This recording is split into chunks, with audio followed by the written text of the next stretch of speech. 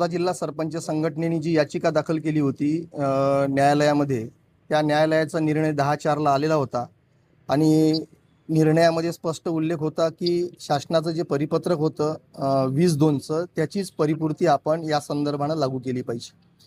परंतु 10/4ला जजमेंट आल्यानंतर सुद्धा जवळपास मार्गदर्शन मागणे, त्याच्यानंतर थोडीशी दिरंगाई झाली या सगळ्या गोष्टीला. परंतु असो, फायनली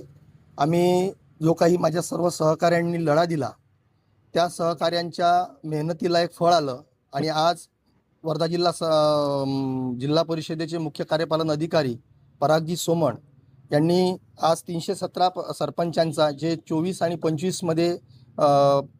पदावरून गेले होते त्यांना पुन्हा प्रशासक म्हणून नियुक्त करण्यात आलं आणि तसा आदेशसुद्धा आज 317 सरपंचांचा त्यांनी पारित केला आणि बोलवून आदेश दिला. यामध्ये आज जसं पाहतो आपण की माझे जे सहकारी होते यांनी उपोषणाचं एक हत्यार उपसलं होतं. वर्धा जिल्ह्यामध्ये 47 डिग्रीचं टेम्परेचर असताना सुद्धा एक भर उन्हामध्ये संजीव ढुमणे असतील, राजेश सावरकर असेल, कीर्तिभाऊ सवाई असतील, मुरलीधर असेल, चौधरी असतील, या सर्व सेलुकर साहेब असतील, या सर्वांनी उपोषण केलं आणि त्या उपोषणाची परिणिती म्हणून त्याचा लढा आम्ही सर्व सरपंचांनी सुरू ठेवला. तर यामध्ये आम्ही काही मुंबईलाही या गोष्टीचा पाठपुरावा केला आणि फायनली आज जवळपास 8 तारखेला प्रशासक म्हणून पत्र निघालं. याबद्दल मी महाराष्ट्र राज्याचे मंत्री जयकुमारजी गोरे, योगेशजी कदम, शिवसेनेचे ज्यांनी आमचं उपोषण सोडवलं होतं प्रतापरावजी जाधव, मनीताई कायंदे आणि शिवसेनेचे प्रवक्ते भोसलेजी, जितेंद्र भोसले, दवडवी, या सर्व लोकांनी आम्हाला खूप मदत केली आणि त्या सर्वांच्या सहकार्याने आज ज्या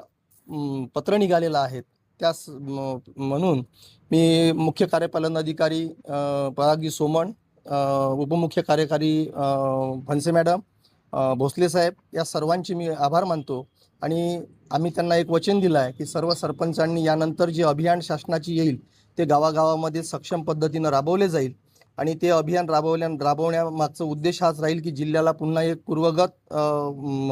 चांगली अवस्था आपल्याला प्राप्त झाली पाहिजे, अशी मी सरपंचांना सुद्धा सूचना केल्या आहेत की आपण सर्वांनी गावाच्या विकासासाठी सदैव तत्पर राहावं आणि आपल्याला पर्यावरण आणि पाणी या 2 गोष्टीवर फार काम करायचं आहे. यासाठी आज वर्धा जिल्ह्यामध्ये आम्ही सक्षम आहोत असं मी सरपंच संघटनेच्या वतीनं आज आपल्यामार्फत